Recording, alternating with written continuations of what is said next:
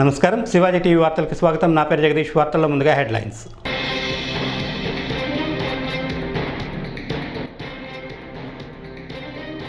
విజయవాడలో నెలకొల్పిన అంబేద్కర్ భారీ విగ్రహం ప్రపంచంలోనే అతిపెద్ద విగ్రహం వెల్లడించిన CM YS Jaganmohan Reddy.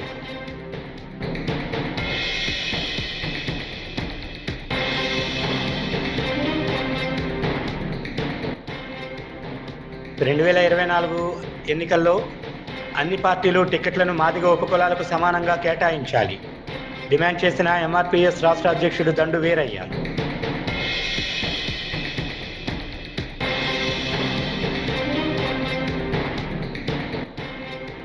Kondapalli be కాలనీలో ఉన్న సయ్యద్ షాబుఖారీ బాబా దర్గాను దర్శించుకున్న డిప్యూటీ సీఎం అమ్జద్ బాషా.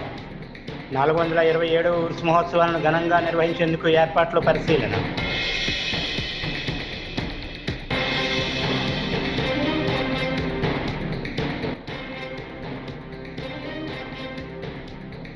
జగన్మోహన్ రెడ్డి అంబేద్కర్ విగ్రహం సాక్షిగా అన్ని అబద్ధాలే మాట్లాడుతున్నారు. దుయ్యబట్టిన జనసేన అధికార ప్రతినిధి పోతిన మహేష్.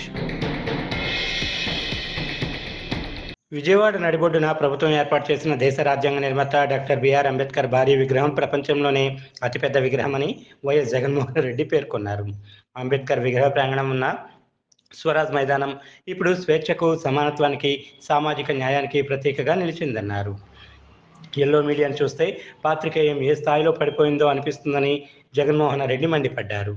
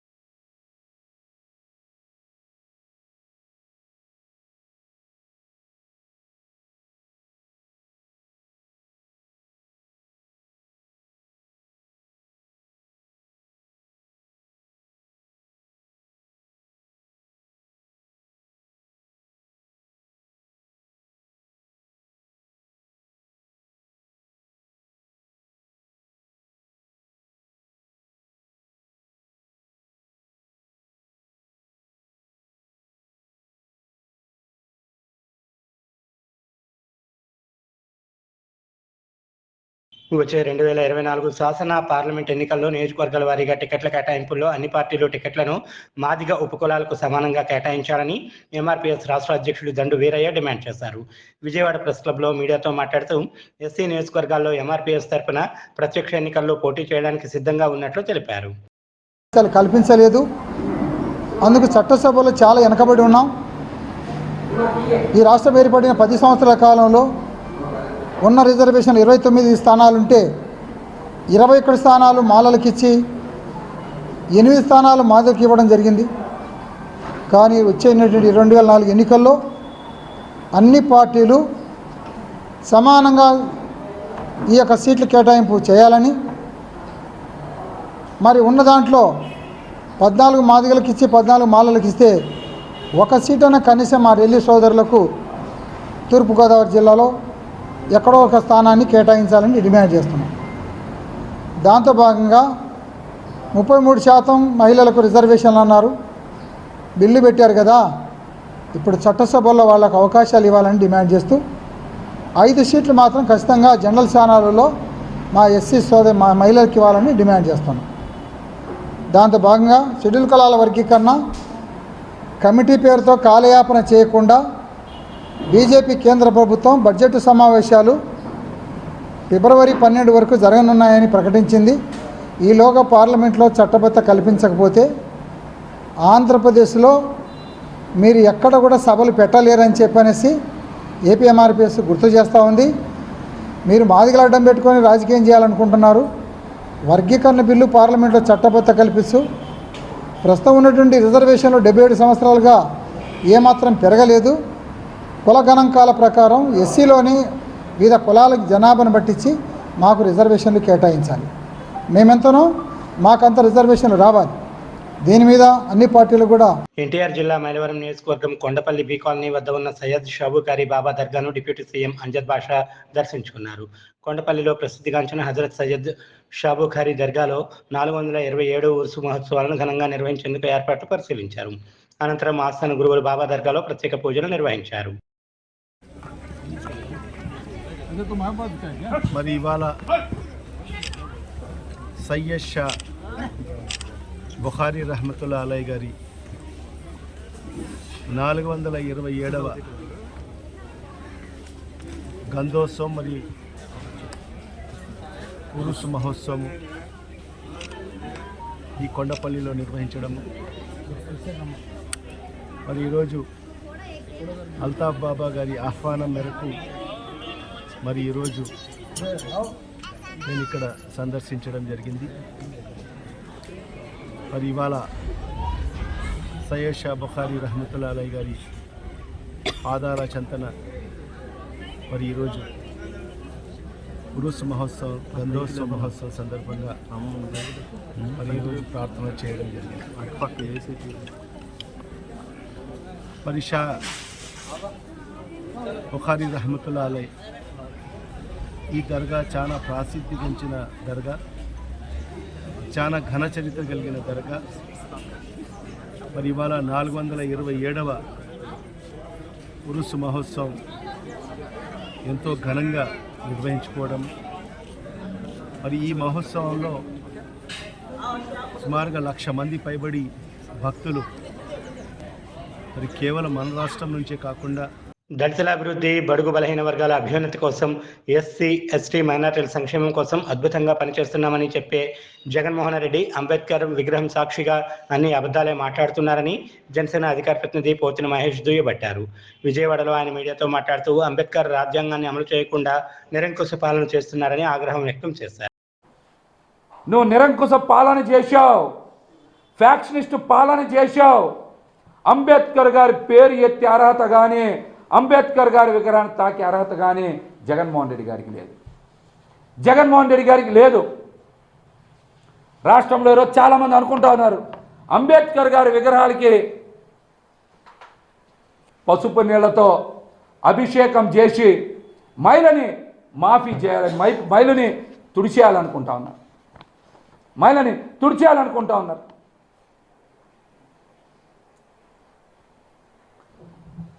మైల్ని తుడిచేయాలనుకుంటున్నారు. జగన్మోహన్ రెడ్డి గారు నిజంగా అంటరాంతనం మీద నేను మాట్లాడారు కదా, మాట్లాడితే నీ పక్కన ఎందుకు అనంతబాబుని కూర్చోబెట్టుకున్నావు సమాధానం చెప్పు. మాస్కులు అడిగిన సుధాకర్ని, డాక్టర్ సుధాకర్ గారిని కొట్టించి ఎందుకు చంపావో సమాధానం చెప్పు. అబ్దుల్ సలాం ఆత్మహత్య చేసుకుంటే అతనికి న్యాయం ఎందుకు చేయలేదో సమాధానం చెప్పు. గుంటూరులో ఒక బాలుడు వాళ్ళ అక్కని వేధింపులకు గురి చేస్తున్నారని వైసీపీ నాయకుల మీద తిరగబడితే అతన్ని చంపితే ఆ బీసీకి ఎందుకు అండగా నిలబడలేదో సమాధానం చెప్పు. ఎందుకు అండగా నిలబడలేదో సమాధానం చెప్పు. ఇవన్నీ అంటరానితనానికి నిదర్శనాలు కావా?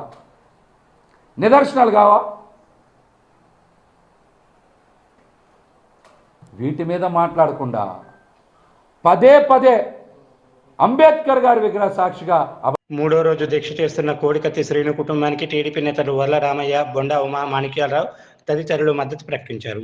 కోడికత్తి శ్రీను కుటుంబానికి అండగా నిలుస్తామని బొండా ఉమా హామీ ఇచ్చారు. విజయవాడలో వారు మాట్లాడుతూ ఏపీలో అంబేద్కర్ రాజ్యాంగం నడవడం లేదన్నారు. శ్రీను ఇంకా లోపల ఉండడం అన్యాయమన్నారు. శ్రీను బయటకు వచ్చి మాట్లాడితే వాస్తవాలు బయటపడతాయని జగన్ భయపడుతున్నారన్నారు.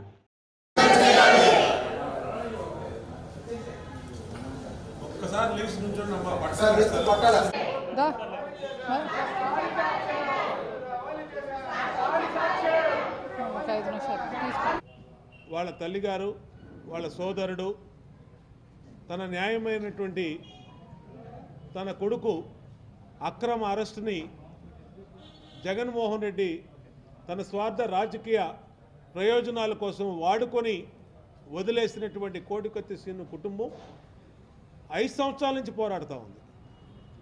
మా అబ్బాయికి న్యాయం చేయండి, మా అబ్బాయిని అక్రమ కేసులో ఇరికిచ్చారు, ఏ తప్పు చేయనటువంటి వ్యక్తి, ఏ అవినీతి రికార్డు, ఏ క్రైమ్ రికార్డు లేనటువంటి కోడికత్తి సీను ఆ రోజు జగన్మోహన్ రెడ్డి ఉచ్చులో ఒక అమాయకుల్లాగా దొరికిపోయాడు.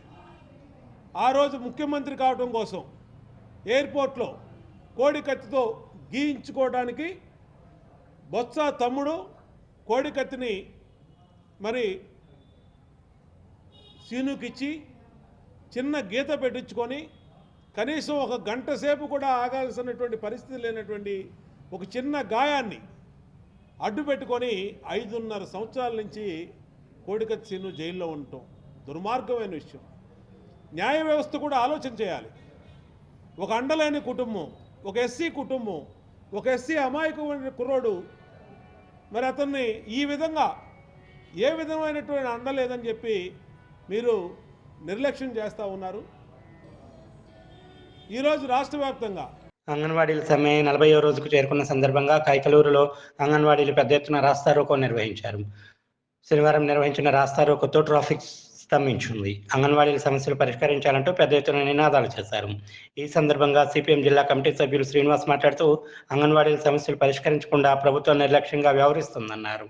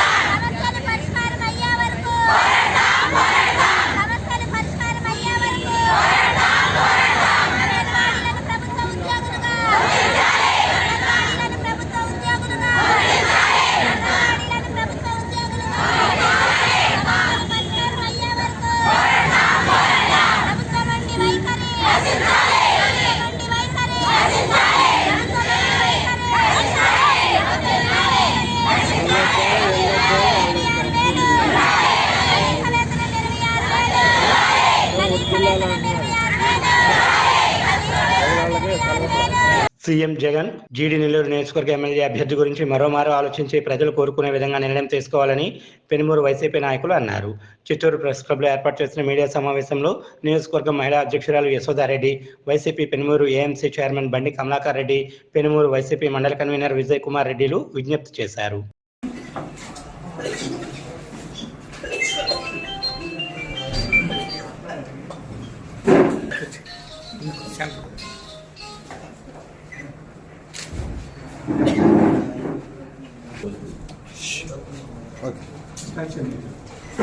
మొట్టమొదటిగా జగనన్నకి పాదాభివందనం చేస్తూ, అదేవిధంగా పెద్దిరెడ్డి రామచంద్రారెడ్డి అన్న గారికి, విధునమ్మకు, డిప్యూటీ సీఎం నారాయణ స్వామి గారికి నమస్కారాలు తెలియజేస్తూ, ఇక్కడికి వచ్చిన మా ప్రజాప్రతినిధులకు, మీడియా ప్రతినిధులకు నమస్కారం చెప్తూ, ఈరోజు ఇక్కడికి వచ్చిన ముఖ్య ఉద్దేశం ఏమిటంటే, అన్నా జగనన్న, మీరు పార్టీని స్థాపించిన రోజు నుంచి మన డిప్యూటీ సీఎం నారాయణ స్వామి గారు కాంగ్రెస్లో ఉండి అక్కడ రిజైన్ చేసి మీ దగ్గరకు వచ్చి 10 ఏళ్లుగా మన వైఎస్ఆర్సీపీ పార్టీని అందరూ కూడా గట్టిగా బలోపేతం చేయాలని ప్రతి గడప తిరిగి ప్రతి ఒక్కరితో కూడా చాలా దగ్గరగా అనుబంధం ఏర్పరచుకొని ఈరోజు 70 ఏళ్ళకి డెవలప్ కానీ నియోజకవర్గాన్ని మాకు డెవలప్ చేశారు. నేను నియోజకవర్గ మహిళా అధ్యక్షురాలు యశోదారెడ్డి ఈ నియోజకవర్గాన్ని డెవలప్ చేయడమే కాకుండా అన్న ఇంకో విషయము, వాళ్ళకు జ్ఞానరెడ్డి కుటుంబానికి అంత బలం లేదన్నా, వాళ్ళ మాటలు నమ్మి మీరు నిర్ణయం తీసుకోవద్దని, తప్పు నిర్ణయం ఇది. జ్ఞానరెడ్డి కుటుంబంలో ఈరోజు చెప్తున్నాము, వాళ్ళ సొంత గ్రామంలో ఓట్ బ్యాంక్ పెట్టండి. ఈ రోజు వాళ్ళకి ఎన్ని ఓట్లు వస్తాయో, వాళ్ళు ప్రతి పక్కింట్లో కూడా వాళ్ళకి ఆపోజిట్గా ఉన్నారు. వాళ్ళు నమ్మి కనీసం 100 ఓట్లు కూడా వాళ్ళకి సొంత గ్రామంలో ఓట్లు ఏమన్నా వాళ్ళకి, వాళ్ళు ఎంపీటీసీ కూడా గెలవలేకపోయినా వాళ్ళు కనీసం వార్డు నెంబర్ గెలిచే పరిస్థితి లేరు. వాళ్ళు మీ దగ్గర అపాయింట్మెంట్ తీసుకొని వాళ్ళు నలుగురు వచ్చి మీరు 4 మాటలు చెప్తాను, మీరు నమ్ముతున్నారు. మీరు నిజంగా మళ్ళా సర్వే నిర్వహించండి. ఇంకా మిగిలిపోయింది ఏం లేదు. ఇంకా గత వారంలో కూడా మీరు మళ్ళా సర్వే నిర్వహించండి. దక్షిణ కైలాసంగా పేరుగాంచిన ప్రముఖ పుణ్యక్షేత్రం శ్రీకాళహస్తీశ్వర ఆలయంలో అమ్మవారిని వివిధ రకాల పుష్పాలతో చక్కగా అలంకరించి తిరుచ వాహనంపై కొలువు తీర్చి మంగళ వాయిద్యాలతో మేళ తాళాలతో ఆలయ ఆవరణలో అమ్మవారిని ఊరేగించారు. ఆపై ధూప నైవేద్యం, అఖండ దీపారాధన, కుంభహారతి, నక్షత్రహారతి, అమ్మవారికి కర్పూర హారతి సమర్పించారు.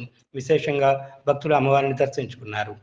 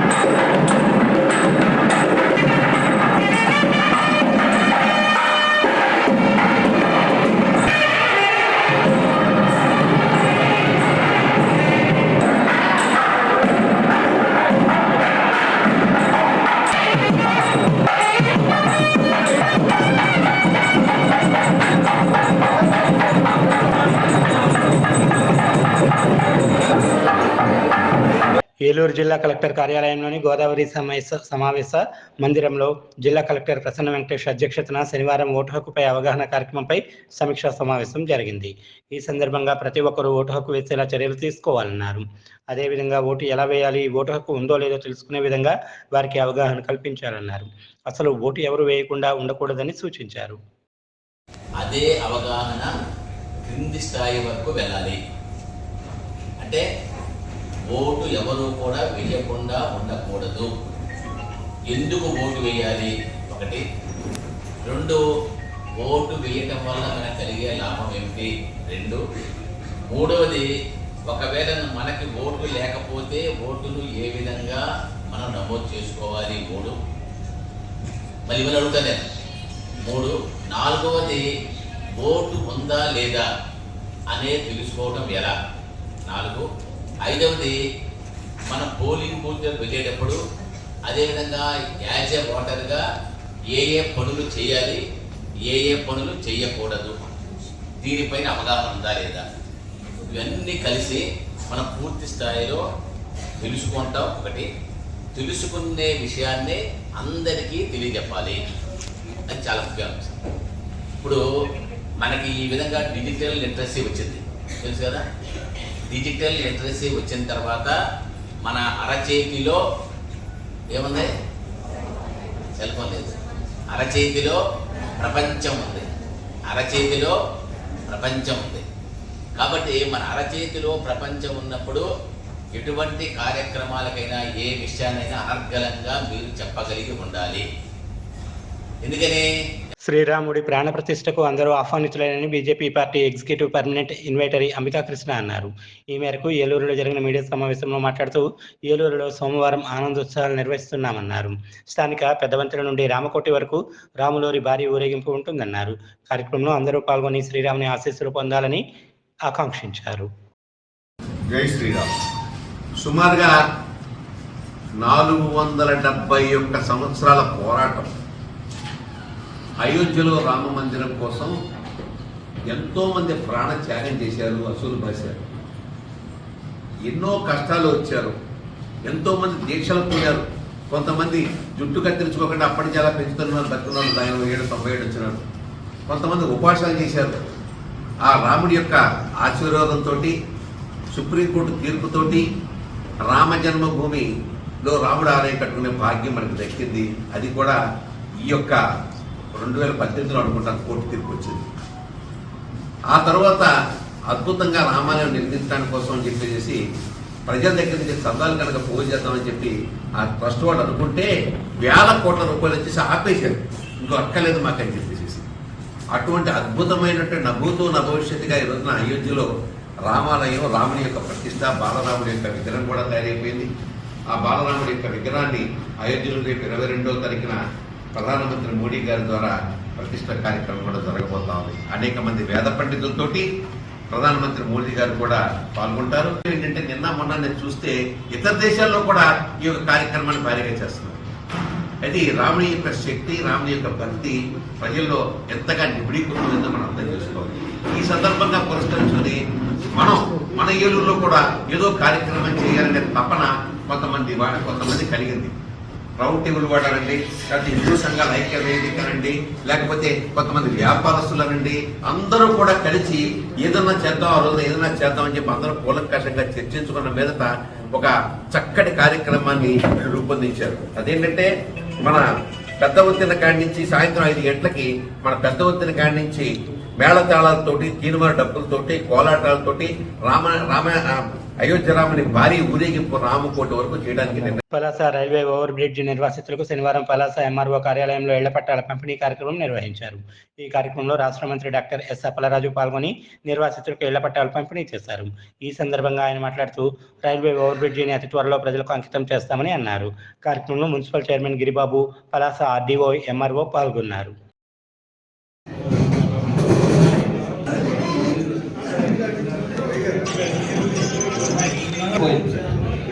మంచి ప్లేస్ అవుతుంది, రెండు పక్క మంచి పెద్ద మేడ కట్టారు.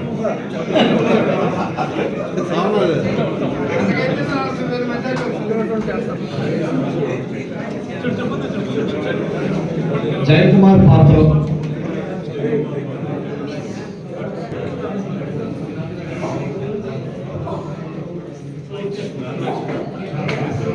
వంట శ్రీనివాస చక్రవర్తి. ఇది కూడా నా పేరు మీద రాసేయాలా?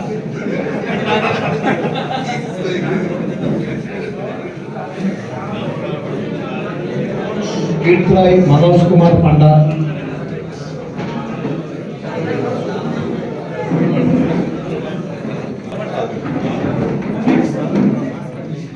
సింహాద్రి రాంబాబు,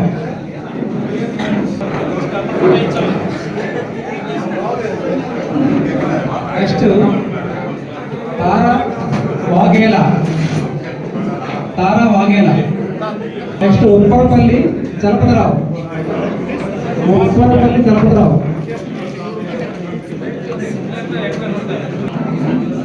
నెక్స్ట్ పోలవరపు మధు,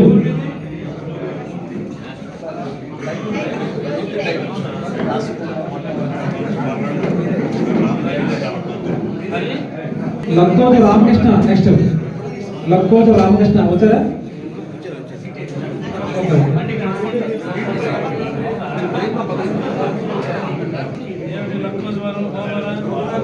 శృంగవరపు బాబురావు,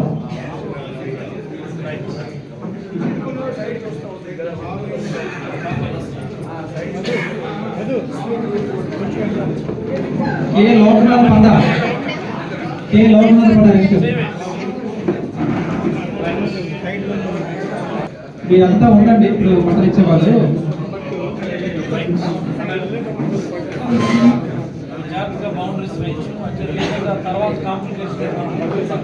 అన్ని రంగాల అభివృద్ధి చెందిన భారతదేశం ప్రధాని నరేంద్ర మోడీ కళ అని, దాన్ని సాధించడం కోసం అందరూ ఆయనకు మద్దతుగా నిలవాలని భారతీయ జనతా పార్టీ పెందుర్తి నియోజకవర్గ కన్వీనర్ గొర్రె రామనాయుడు ప్రజలకు పిలుపునిచ్చారు. సభవరం మండలం తవ్వవానిపాలెం, అమృతపురం గ్రామాలలో శుక్రవారం నిర్వహించిన వికసిత భారత్ సంకల్పయాత్రలో ఆయన ముఖ్య అతిథిగా పాల్గొన్నారు. ప్రజలతో సమావేశమై వారి సాధక బాధకాల గురించి తెలుసుకున్న రామనాయుడు కేంద్ర ప్రభుత్వం అందిస్తున్న సంక్షేమ అభివృద్ధి పథకాలను వివరించి వాటిని సద్వినియోగం పరుచుకోవాలని సూచించారు. ఈ సందర్భంగా నిర్వహించిన గ్రామ సభలలో ఆయన మీడియాతో మాట్లాడారు. ఈ కార్యక్రమంలో ప్రజాప్రతినిధులు, అధికారులు, గ్రామస్తులు, మహిళలు అధిక సంఖ్యలో పాల్గొన్నారు.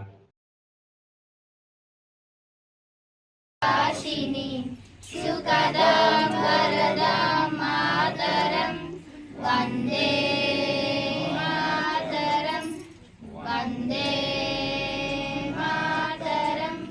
ప్రతిజ్ఞ చేస్తాం అందరమే.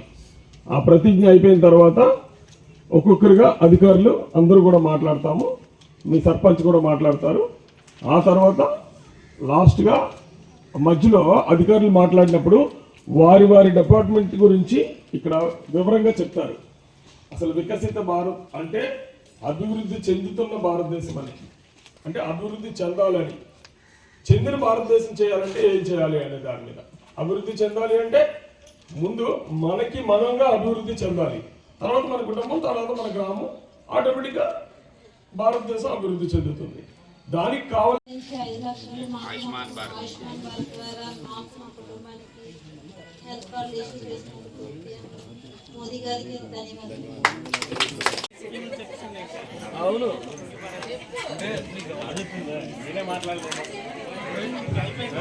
హలో, ఇప్పుడు ఈవిడ చెప్పిందంటే మీరు ఆలకించారు, కానీ ఈవిడ ఏం చెప్పింది అనేది అవగాహన తీసుకొని మీరు అదే విధంగా ఈ స్కీములు ఏ విధంగా వచ్చాయని తెలుసుకొని ఇంకొక నలుగురికి చెప్తే, వాళ్ళు ఇంకో నలుగురికి చెప్తే, అలాగా మొత్తం మన కార్యక్రమం అంతా సక్సెస్ అవుతుంది. మారుమూల గ్రామంలో ఉన్న నాకు ప్రధానమంత్రి గారి పథకాల్లో ఏవేవి ఉన్నాయో తెలిస్తే ఈ వార్తలు ఇంతటితో సమాప్తం. నమస్కారం.